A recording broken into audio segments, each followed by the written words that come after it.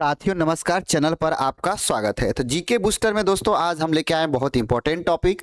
जो भी हमारे भाई बंधु युवा एईडीओ बिहार में परीक्षा देने जा रहा है और जो केबीएस का परीक्षा देने जा रहा है और जो आपकी एलटी ग्रेड की परीक्षा देने जा रहा है मेरे भाई, वो जरा ध्यान से देखें। और आने वाले दिनों में जो भी एग्जाम होगा यूपी लेखपाल से लेके पुलिस तक, रेलवे ग्रुप डी से लेके आपका होमगार्ड तक, डीएसएसबी जो भी एग्जाम होगा उसके लिए बेहद इंपॉर्टेंट टॉपिक है और प्राय हर एग्जाम में यहाँ से क्वेश्चन आपको आते हैं। तो दोस्तों अगर हमारे चैनल पर नहीं जुड़े हैं तो एग्जाम माइंड चैनल से जरूर जुड़ जाइए और इस तरीके की इंपॉर्टेंट टॉपिक ही लेके हम आते हैं। समय बिताने का कोई काम नहीं, डायरेक्ट टू द पॉइंट और फैक्ट पर बात करते हैं, सीधे एग्जाम में टारगेट करते हैं। तो चलिए स्टार्ट करते हैं। देखिए ये जो आज की टॉपिक है भैया, वायुमंडल, एटमॉस्फेयर की परतें और क्रम। मतलब हमारे जो वायुमंडल है उसमें कितनी परतें पाई जाती हैं, कितने लेवल होते हैं, कितने स्तर होते हैं, उसके बारे में बात करेंगे और उसमें जो होती हैं घटनाएं उसके बारे में। यहाँ से प्राय एक प्रश्न ऐसा बनता है कि निम्न में से जैसे बादल बनने की घटना किस मंडल में होती है, या आंधी तूफान या वर्षा होने की घटना किस मंडल में होती है, या जहाज को उड़ाने या एरोप्लेन को उड़ाने की आर्द्र दशा या सामान्य दशा किस मंडल में पाया जाता है, या ओजोन परत किस मंडल में पाया जाता है। यहां से ऐसे प्रश्न बनते हैं। अब इसको हम लोग समझते हैं।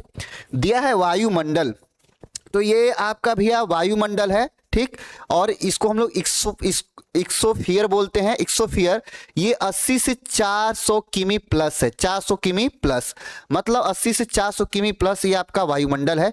करा समताप मंडल, इसको बोलते हैं स्ट्रेटोस्फियर, ठीक है। इस स्ट्रेटोस्फियर ध्यान से समझिएगा और ध्यान रखिएगा, ये 18 समताप मंडल 18 से 50 किमी है, ठीक। करा मध्य मंडल मीसोस्फियर 50 से 80 किमी। ये करा है आपका ताप मंडल 80 से 400 किमी प्लस, इसको थर्मोस्फीयर बोलते हैं। और बर्गिम मंडल इसको हम लोग बोलते हैं एक्सोस्फीयर। तो देखिए यहाँ पे ध्यान से देखिए, एक्सोस्फीयर, बर्गिम मंडल और वायुमंडल, ये आपके दो मंडल है भैया, 400 किमी से प्लस आपका ऊपर तक। तो ये ध्यान रखिएगा, ये बर्गिम मंडल है, सबसे ऊपरी भाग, इसको हम लोग बर्गिम मंडल को बोलते हैं, ठीक है। तो ये क्रम है, लेकिन अगर यहां से समझ में आपको नहीं आया तो यहां से समझते हैं। पहला है आपका ट्रोपोस्फियर, क्षोभ मंडल, ट्रोपोस्फियर क्षोभ मंडल। ये तो हमने एक आपको किमी के दायरे में बताया है, ठीक है, लेकिन यहां से आपको बहुत आसान से समझ में आएगा क्षोभ मंडल क्या है। तो सॉरी, ये क्षोभ होगा, क्षोभ मंडल होगा। क्षोभ मंडल ये हमारी जो हमारी धरती से लेकर ऊपर 20 किमी के अंदर में जो मंडल पाया जाता है वो सबसे निचली परत के रूप में पाया जाता है, इसको ट्रोपोस्फियर बोलते हैं।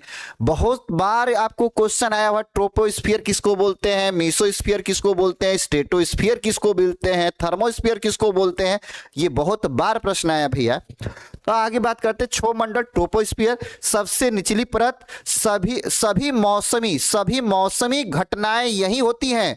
जी हाँ, इसकी औसत ऊंचाई कितनी होती है तो 13 किमी से लेकर 20 किमी तक, भूमध्य रेखा पर 18 किमी और ध्रुवों पर 8 किमी। अब बात करते हैं इसका कारण, समझिए कारण, भूमध्य रेखा पर ताप अधिक, ध्रुवों पर कम, भूमध्य रेखा पर ताप अधिक और ध्रुवों पर कम। लेकिन अगर जब भी आपको क्वेश्चन पूछे कि आंधी तूफान और वर्षा की घटना किसमें होती है, तो वर्षा की घटना आपका क्षोभ मंडल में होता है। आंधी तूफान, हवा चलने की घटना, बारिश की घटना किसमें होती है तो क्षोभ मंडल में होती है, ठीक है। अब आगे चलते हैं दोस्तों, अब बादल बनने की भी घटना यहाँ पे होती है। अब आगे चलते हैं समताप मंडल, स्ट्रेटोस्फियर। देखिए स्ट्रेटोस्फियर यहाँ पे दिया हुआ है, इसकी 18 से 50 किमी। समताप मंडल इसको बोलते हैं भैया, क्या बोलते हैं, समताप मंडल इसको बोलते हैं, 18 से 50 किमी। ओजोन परत, ओजोन लेयर यही पाई जाती है। जी बिल्कुल, बहुत से लोग ओजोन मंडल भी कहते हैं। जी मंडल है, लेकिन वो ओजोन जो परत है वो समताप मंडल में है भैया, ओजोन कोई अलग से मंडल नहीं है, पहली बात जान लीजिए। तो ओजोन परत इसी में पाई जाती है जो हमारी पराबैंगनी किरणों का क्या करती है, अवशोषण करती है। और ये ओजोन मंडल किस, क्वेश्चन आता है कि ओजोन मंडल किस मंडल में पाया जाता है या ओजोन परत किस मंडल में पाया जाता है, तो क्या होगा, समताप, स्ट्रेटोस्फियर में पाया जाता है भाई, स्ट्रेटोस्फियर में। तापमान ऊपर जाने पर बढ़ता है, इस मंडल में जाने पर ऊपर जाने पर तापमान बढ़ता है। जेट विमान इसी मंडल में उड़ते हैं, इसी मंडल में उड़ते हैं, अर्थात यहाँ पे दिया मौसम, मौसम शांति, अर्थात यहाँ पे मौसम क्या होता है, मौसम शांत होता है भैया। यहाँ पे मौसम क्या होता है, शांत होता है, मौसम शांत होता है यहाँ पर। अर्थात जहाज या एरोप्लेन उड़ाने की आर्द्र दशा या सामान्य दशा किस मंडल में पाई जाती है, तो वो समताप मंडल में पाई जाती है। और ओजोन परत भी किस मंडल में पाई जाती है, तो वो समताप मंडल में पाई जाती है। अब बात करते हैं भैया मध्यमंडल, दिया थर्मोस्फीयर, थर्मोस्फीयर का इसकी ऊंचाई 880 से 400 किमी प्लस। तापमान यहाँ पे क्या होता है, तापमान यहाँ पे बढ़ता है, तापमान बढ़ता है, तापमान अधिक होता है। कह रहा है कि यहाँ पर आयन मंडल का भाग, ये प्रभाग, आयन मंडल का क्या है, प्रभाग, एक सेकेंड, आयन मंडल का ये क्या है, एक प्रभाग, सॉरी एक सेकेंड, ठीक है, आयन मंडल, ठीक है, आयन मंडल का एक क्या है, आयन मंडल का एक क्या है, भाग है। आयन मंडल, थर्मोस्फीयर आयन मंडल का एक भाग है, आयन मंडल का एक भाग। कह रेडियो संचार और ओरोरा, ओरोरा, ओरोरा बोरोलिसिस, जो बोलते हैं ओरोरा बोरोसिस, आप सुने होंगे।